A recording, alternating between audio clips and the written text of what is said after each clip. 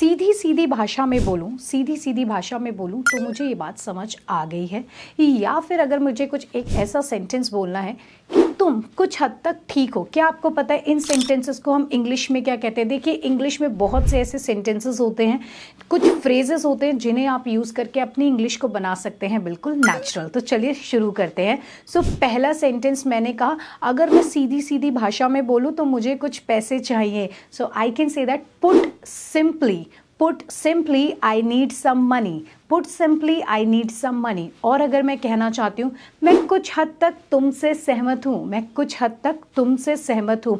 कुछ हद तक की इंग्लिश होती है, यहाँ पर आप कहेंगे to the some extent. So I agree with you to some extent. I agree with you to some extent.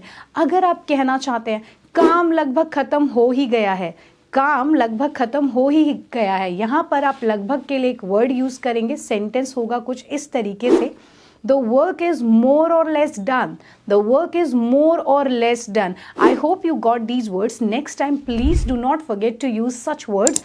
और अगर ऐसे ही इंटरेस्टिंग और वर्ड्स चाहिए तो उसके लिए लेकर आ रही हूँ मैं अपना एक ऑनलाइन सेशन जो आ रहा है 4 फेब से शुरू हो रहा है शाम को 4 बजे। So do not forget to join that and thanks for watching.